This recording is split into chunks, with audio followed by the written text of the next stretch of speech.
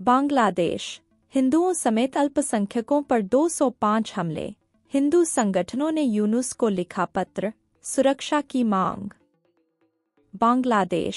बांग्लादेश हिंदू बौद्ध ईसाई एकता परिषद और बांग्लादेश पूजा उद्यापन परिषद ने नोबेल पुरस्कार से सम्मानित मोहम्मद यूनुस को लिखे खुला पत्र में अल्पसंख्यकों पर हमलों के आंकड़े पेश किए और सुरक्षा की मांग की है। बांग्लादेश में शेख हसीना सरकार के पतन के बाद से हिंदुओं समेत अल्पसंख्यक समुदायों को निशाना बनाया जा रहा है।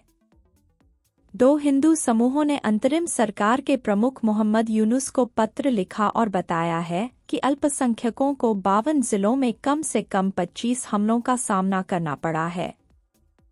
साथ ही सुरक्षा की मांग की है। बांग्लादेश हिंदू बौद्ध ईसाई एकता परिषद और बांग्लादेश पूजा उद्यापन परिषद ने नोबेल पुरस्कार से सम्मानित 84 वर्षीय मोहम्मद यूनुस को लिखे खुला पत्र में अल्पसंख्यकों पर हमलों के आंकड़े पेश किए और सुरक्षा की मांग की है। मीडिया रिपोर्ट के मुताबिक एकता परिषद के 3 अध्यक्षों में से एक निर्मल रोसारियो ने कहा कि हम सुरक्षा चाहते हैं क्योंकि हमारा जीवन बहुत खराब स्थिति में है। हम रात में जागकर अपने घरों और मंदिरों की रखवाली कर रहे हैं। मैंने अपने जीवन में ऐसा कभी नहीं देखा। हम मांग करते हैं कि सरकार देश में सांप्रदायिक सद्भाव बहाल करे। रोसारियो ने कहा कि स्थिति और बिगड़ रही है। उन्होंने यूनुस से आग्रह किया कि वे इस संकट को सर्वोच्च प्राथमिकता देकर हल करें और हिंसा समाप्त करें।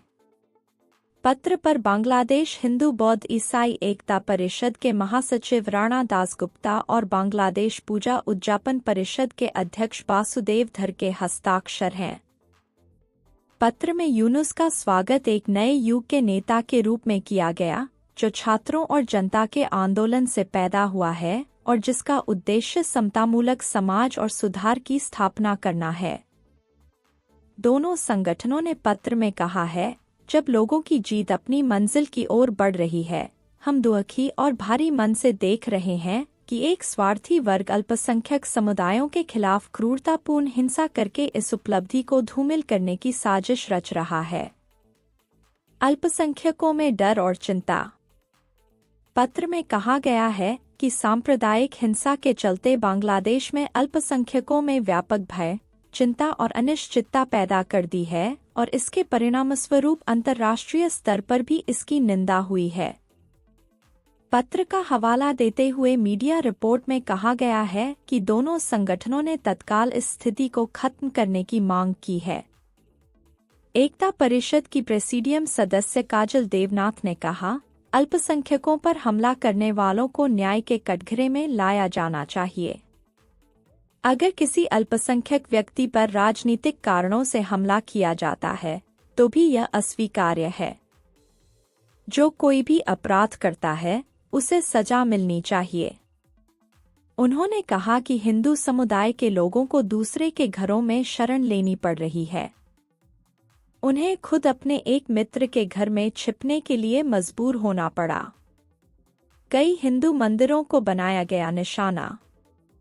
हिंदू समुदाय के नेताओं के मुताबिक 5 अगस्त को हसीना सरकार के गिरने के बाद से कई हिंदू मंदिरों को निशाना बनाया गया है। अल्पसंख्यकों, खास तौर पर हिंदुओं के घरों पर हमले किए गए हैं और तोड़फोड़ की गई है। महिलाओं पर भी हमले किए गए हैं। हसीना की पार्टी आवामी लीग से जुड़े 2 हिंदू नेताओं की हत्या कर दी गई है। अमेरिकी सांसदों ने हस्तक्षेप की मांग की।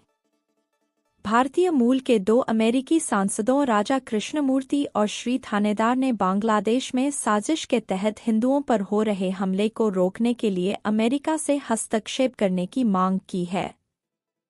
मिशिगन से सांसद थानेदार ने 9 अगस्त को विदेश मंत्री एंटनी ब्लिंकन को लिखे पत्र में कहा कि बांग्लादेश में हिंदुओं के खिलाफ हो रहे अत्याचारों के खिलाफ वह अकेले नहीं हैं।